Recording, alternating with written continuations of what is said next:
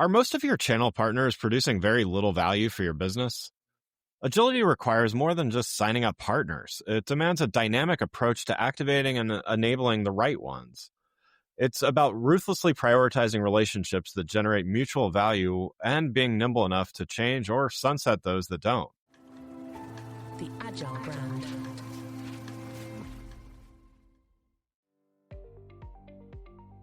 Welcome to the B2B Agility Podcast, where we look at the factors that drive success in B2B marketing, with a focus on the people, processes, data, and platforms that make B2B brands stand out and thrive in a competitive marketplace. I'm your host, Greg Kihlstrom, advising Fortune 1000 brands on MarTech, marketing operations, and CX, best-selling author and speaker. Now let's get on to the show. Today, we're going to talk about the often unspoken reality of partner programs, the vast gap between the impressive number of logos on a partner page and the handful that actually contribute to the bottom line. We're going to explore why so many partners become paper partners, partners in name only, and how to build a program that focuses on tangible value and repeatable revenue, not just vanity metrics. To help me discuss this topic, I'd like to welcome Peter Fogelsanger, Fractional Partner Executive at Peter Fog LLC. Peter, welcome to the show.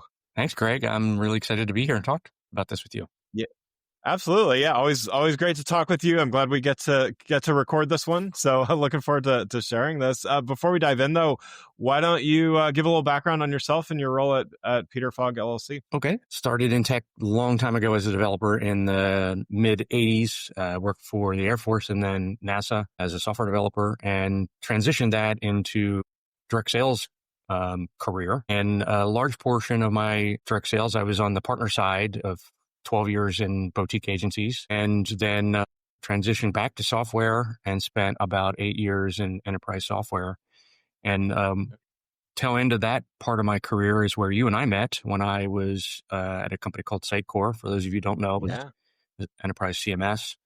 And a lot of what I've learned about partnerships, I learned there, even though I was a direct sales director. In 2010, when I started there, they were building what we now would call a partner-led growth strategy before anybody was talking about that. And I was really forced to learn how to make that work. I usually tell people the first couple of years I was at Sitecore, it was 100% commission role. And we were expected to drive at least half of our pipeline and revenue from partners. So you had to figure out how to do the things we're going to talk about today, or you didn't feed your family.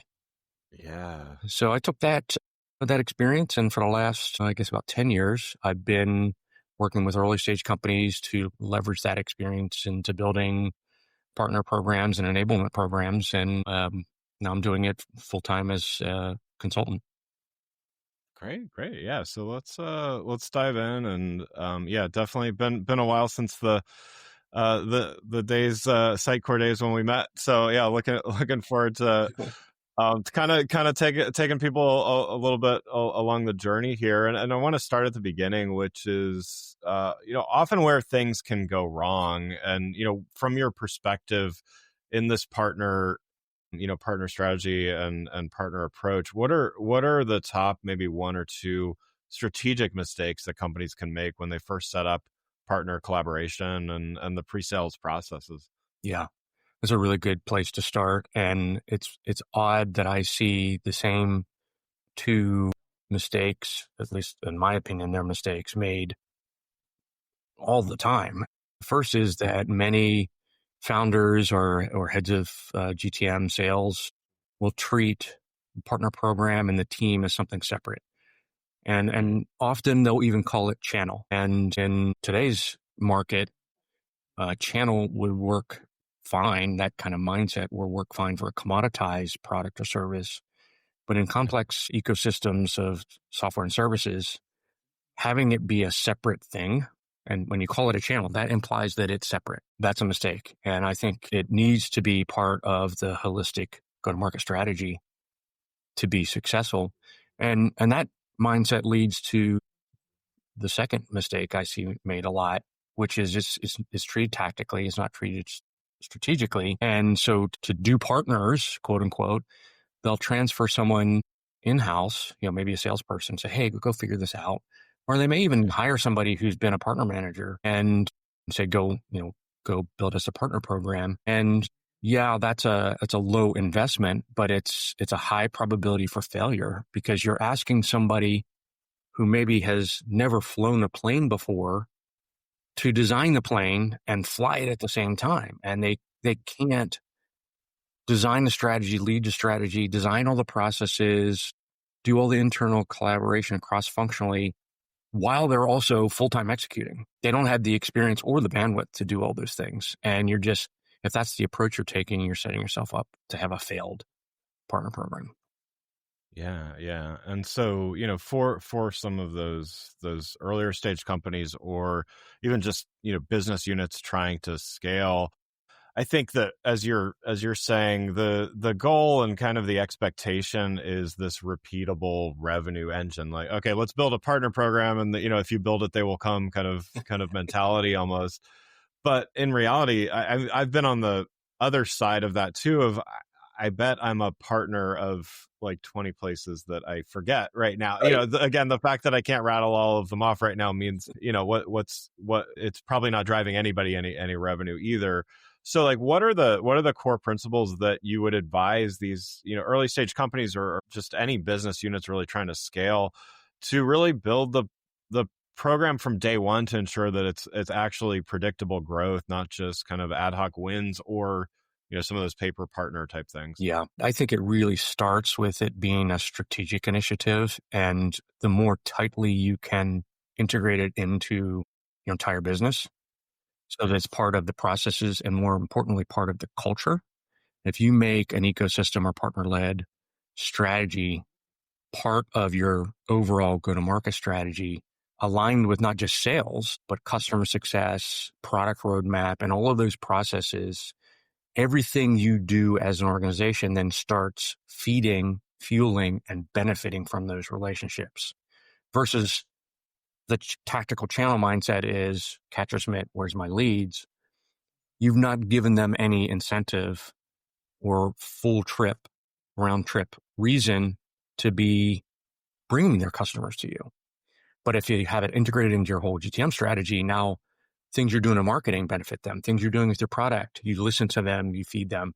The way you're doing customer success, especially in SaaS, customer success can be a gold mine of deal flow for your partners. And if you haven't thought about how do you integrate the partner program into your overall strategy, including customer success, that's just a huge lost opportunity. And I think at the end of the day, the way I talk about all of those difficult concepts or big concepts is to think about what partnerships really means. If you look it up in Wikipedia or whatever, it's with a capital P. It's a agreement between two parties to cooperate to advance their interests together. And vast majority of partner programs that I've run into in tech are very one directional. It's ISV asking another ISV to send them leads, or an ISV asking service providers to bring your customers to us. Right. And where's the cooperation? And, CFO or some head of sales might say, well, we're giving a referral fee. And most organizations on the other side of a partnership really don't care about a referral fee that much. They care about growing their business and making their business more sustainable.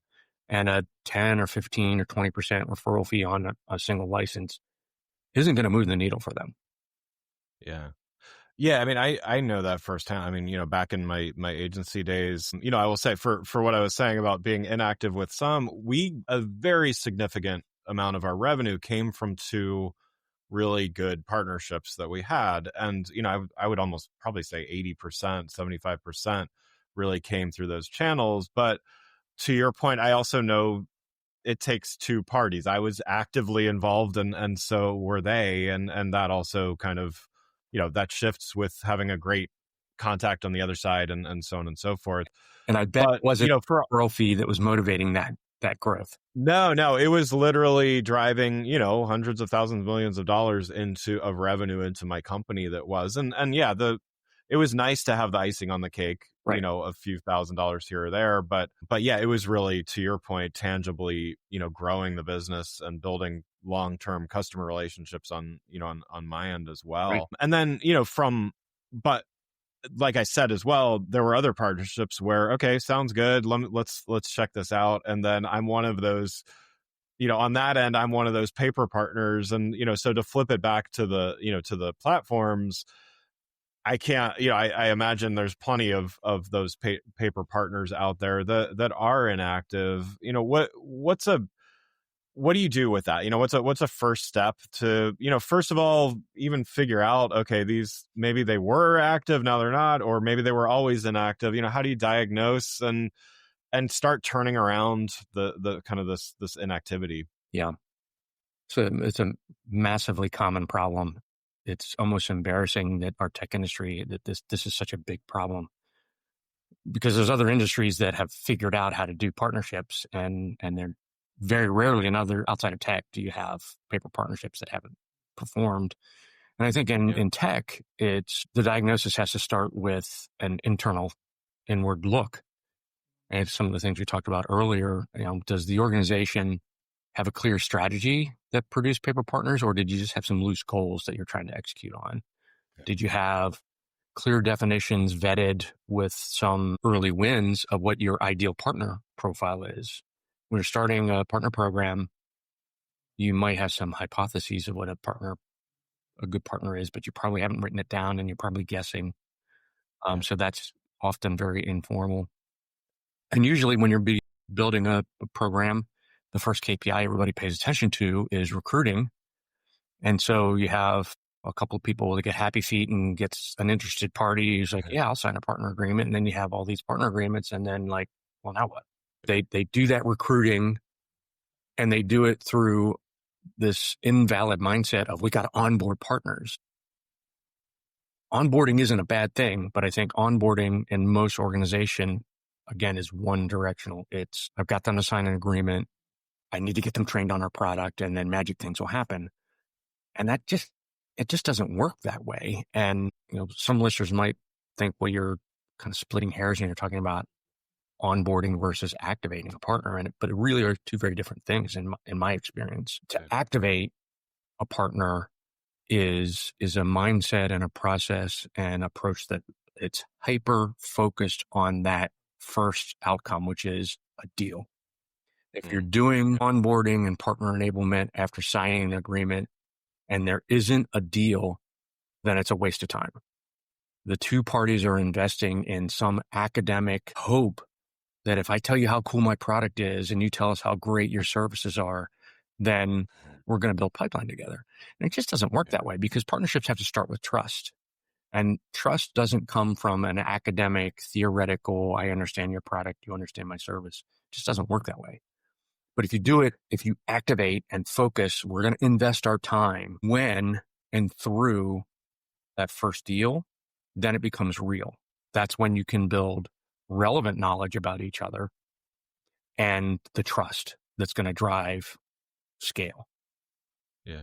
Yeah. Well, and that takes time and focus and effort. I mean, if you're a very large company, you can do that with several partners at a time, of course, but it's less about, so what you're saying, it's less about the volume, the numbers game of let's just onboard a bunch of partners, make sure they have access to the knowledge base or whatever. And maybe hope for the best is not actually said, but it seems like the guiding philosophy in that case versus, and again, I can say this from firsthand experience because I've seen it both ways. When it's been done well, there was a deal, whether I was bringing it to the table or the platform was bringing it, there was something real and tangible, and we learned something about each other in the process versus right. I've also been on those things where, you swap the presentation decks or whatever of like, I'm great, you're great. Wouldn't it be great if we want a deal together? But it's, to your point, all academic. Yeah. So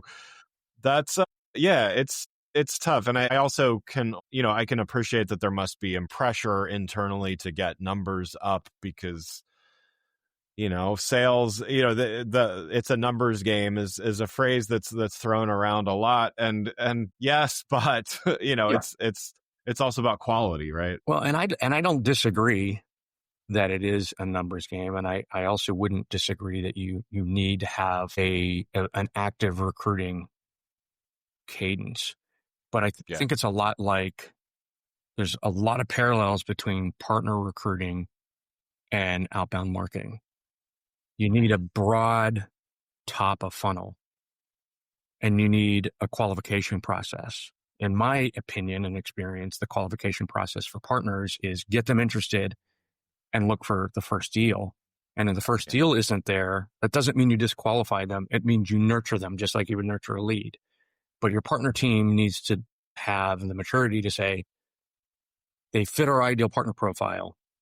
They're interested, but there's no deal on the horizon. So let's pause the active and let's nurture them along. In your case, I would have said, Greg, we have a great potential partnership here. You're interested in my product. I'm interested in your service. Let's not invest any more time until your portfolio surfaces prospective project. And that might be a month from now. It might be 12 months from now, but we're protecting both parties from investing prematurely. And from your point of view, you're going to be like, great, I've got a very limited BP budget. And from my point of view, I'm not going to be spending my cycles trying to onboard your team without a project there. But we're going to maintain the relationship. We're going to build a relationship. We want to partner, but we're going to wait till we get that. So you're still building the top of that funnel. There'll be a lot of Gregs at the top of my funnel. Right. But the middle part of the funnel will be those that the timing is right. And I think a lot of people, when they think about partners, don't realize the timing of when deals happen is a big part of the variable of what activates a partner. Like just because we want to partner, we exchanged everything, you maybe even trained your team and everybody's really, really excited. I can't give you a deal because you've not done anything before. And if you don't have something in your portfolio that's a fit, it's going to stall. It's just, it has to. Yeah. So, and then I want to go back to something else that you said, which is, that distinction between onboarding and activation, and to totally makes sense there. Let's talk a little bit more about activation and maybe a little bit beyond that, which is, you've got that first, second, maybe even third deal, but then sustained success requires something. I don't know is it different? Is it just more of the, what does that look like to really achieve a great partner in the longer term? Yeah, I kind of have this mental model for activation and enablement as an onion, and you're just peeling layers, continuously peeling layers. And when you're in that onboarding and initial activation phase, what I need to provide you is enough knowledge about our product and our go-to-market strategy that you get it. And you can evaluate how it fits with your business. Is it going to help me grow? Do I have something in my portfolio? But I don't need to teach you how to use it. I don't need to teach you how to handle every single objection that a prospect. I just need to get you excited that there's a potential here. And then when that first deal happens, then you peel the onion a little bit further. I need to start doing just-in-time enablement for the staff that's going to bid and hopefully do that project. Yeah. And so the way I like to structure all of the formality around enablement is very much a gamified set of layers. And I usually talk to leaders and entrepreneurs to make sure that they are clear in their mind that there's no such thing as a fully enabled partner. Yeah. It's impossible, because especially when you're talking about an ISV and a service provider, but even between two ISVs, the people change. Yeah. One side of the equation is always going to be changing. So there's always going to be enablement needed for the new people. So your enablement program has to factor that in, but projects change as well. So we might do the first deal together and it's really simple, where it's in a specific industry, but then the next project might be a different set of integrations or a different industry. So we need to enable for that, whatever that is. And if I'm the ISV, especially in SaaS and with AI, our product is changing wicked fast. Yeah. How do I help you and your staff keep up with that? And it can't be send 15 people to 5 days of training. Nobody does that anymore. It's too expensive. Right. They don't have the attention span, because that's the other problem with this. Humans have a really short attention span in tech. So you need to be bite-sized, bulletized topics when they're needed. And, I talk about doing gamification around that. And I don't mean sort of the juvenile kind of whack-a-mole or, Candy Crush kind of gamification. Right. But there's some things we can learn from those metaphors where you give the incentive to the individual to engage with these little modules by giving them something back, that you give them a certification or a badge that they can put on their resume, promote it on LinkedIn. And then the leaders of their company, the incentive they have is you build that credentialing, badging, and certifications. You build that into your tiering strategy eventually. And you give them additional benefits in exchange for showing evidence that their staff knows your product. And that could be as simple as gates. You have to have a certain number of this to be able to get referrals from me, or it could be a higher referral rate, or it could be a more prominent position on my website. It could be co-marketing, but there's so many things in partnerships that you can do together to incent one another, but you have to have some way of, if you have 500 partners, how do I articulate who gets what, and how do I defend that, and how do I use the benefits I'm giving to you as a way to incent you to do what I need you to do, which is keep my product top of mind and keep your staff proficient with it. Yeah. Yeah. And that kind of brings me to the last thing I want to kind of talk about is measurement of success. And so again, we've talked about some of the wrong ways to, it's not purely volume of partners. It's, but there's probably some more obvious KPIs, but maybe what are one or two non-obvious KPIs that leaders should be looking at to measure true health and tangible value? Yeah. Well, we kind of talked about the first one. The paper partner phenomenon is often created by an overemphasis on partner agreements signed. So the first thing that organizations I would recommend is de-emphasize that. It's still important, of course, but you need to think about when is the right time to have a partner agreement signed. It's not early on. You showed some interest. You don't ask a prospect to sign an MSA just because they're a qualified lead. That's ridiculous. So we're doing the same thing with partners, signing partner agreements just because they look like they might possibly. So if you buy into that mindset that signing agreements early is a problem, then the next thing that you want to look at is partner sourced revenue, but that's also often overemphasized by the channel mindset. Like, we need revenue. Where's our deals?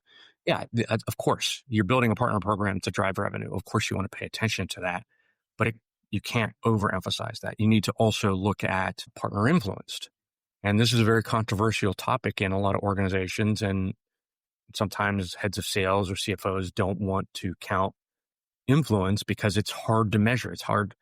It's qualitative. And so I argue it doesn't matter.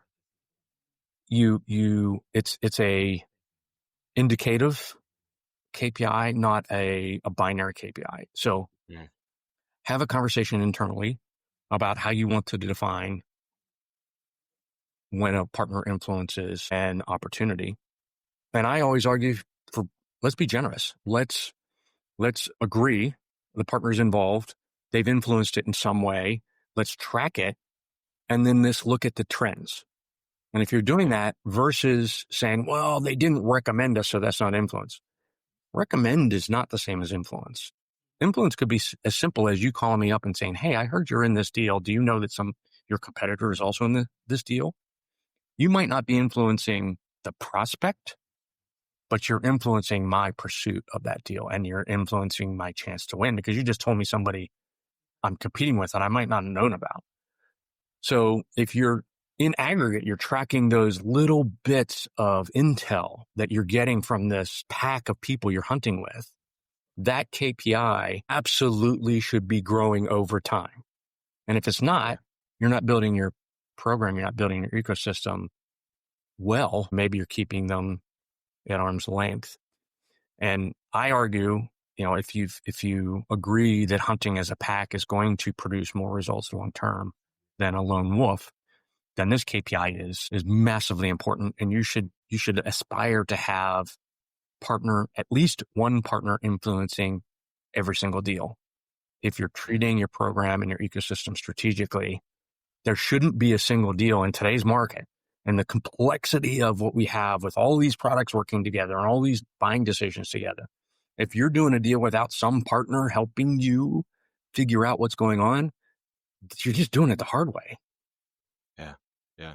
Got it. Yeah. Well, so as we wrap up here, let's look out to the future a little bit. Let's say we're having this conversation a year from now. What are we, what's evolved with B2B partnerships? What are we talking about?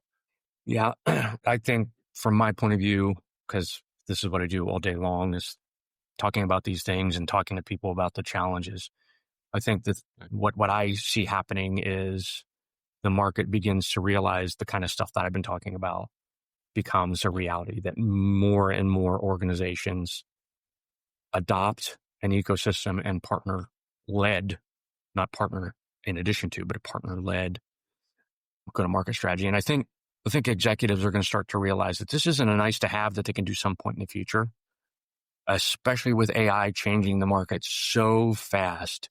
If you're not plugged into other people doing research on the tech and research on trends and research on buying decisions, you're going to get overtaken by somebody who is. So I think that's going to be critical.